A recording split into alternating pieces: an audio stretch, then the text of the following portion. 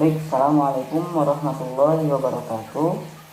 Alhamdulillahirabbil alamin wa bihi nasta'in wa ala umuri dunya waddin wassalatu wassalamu ala asyrafil anbiya'i wal mursalin sayyidina Muhammadin wa ala alihi wa sahbihi ajma'in, amma ba'du. Rabbi shrah li sadri wa yassir li amri wahlul 'uqdatam min lisani yafqahu qawli. Apa kabar anak-anak semuanya, sahabat Al-Quran? Semoga semuanya senantiasa sehat dan berada dalam lindungan Allah Subhanahu wa taala.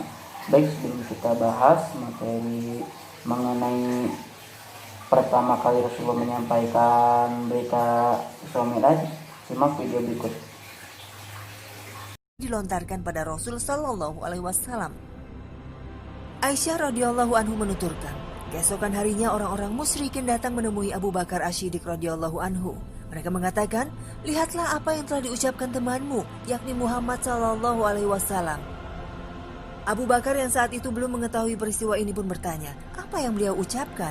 Orang-orang musyrik menjawab, dia mengaku telah pergi ke Baitul Maqdis dan kemudian dinaikkan ke langit, dan peristiwa tersebut hanya berlangsung 1 malam.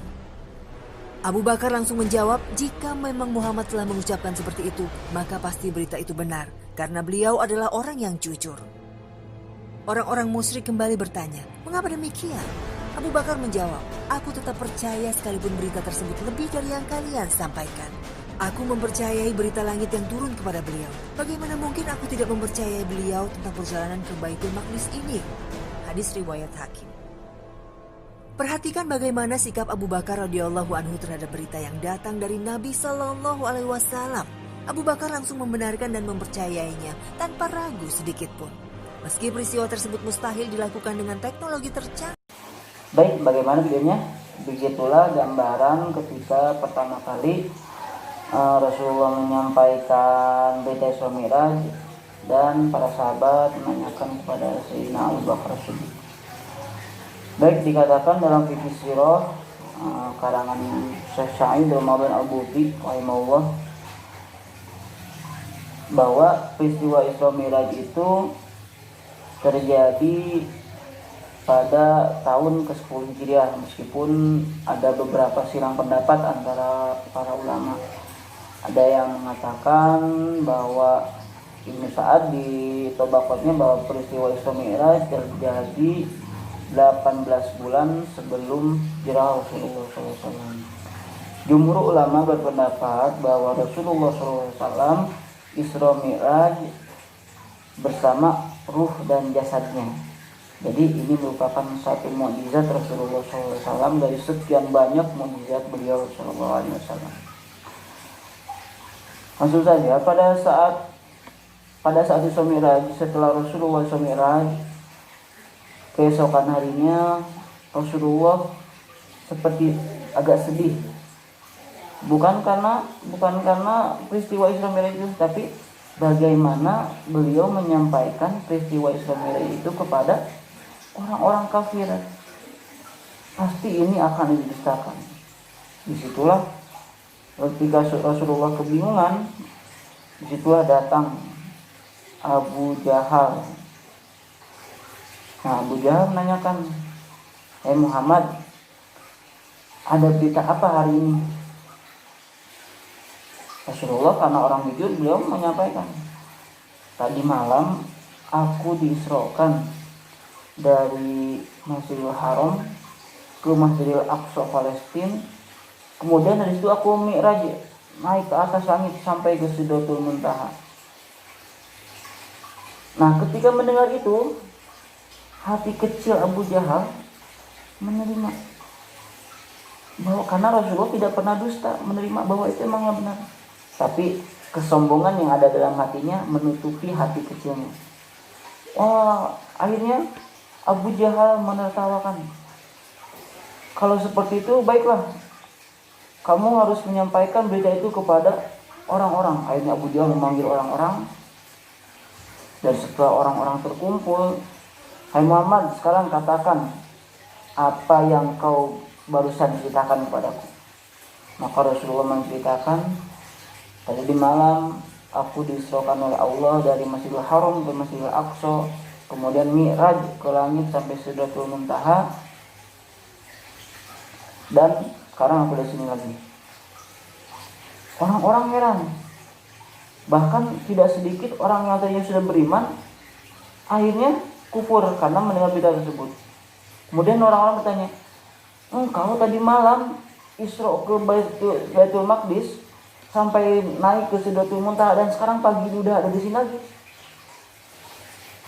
Iya, kata Nabi Muhammad. Baiklah, kalau seperti itu gambarkan kepada kami orang-orang yang sudah pernah pergi ke Baitul Maqdis seperti apa gambaran Baitul Maqdis. Nah, Rasulullah SAW di Baitul Maqdis tidak terlintas untuk melihat bentuk-bentuk bangunan dan seperti apa bangunan Baitul Maqdis. Beliau di situ hanya sholat 2 rakaat, memimpin para nabi. Kemudian setelah itu beliau naik ke Sidratul Muntaha. Akhirnya disitulah Allah mujizatnya kembali muncul. Allah bukakan hijab ketika Rasulullah SAW diminta untuk menggambarkan kondisi Baitul Maqdis.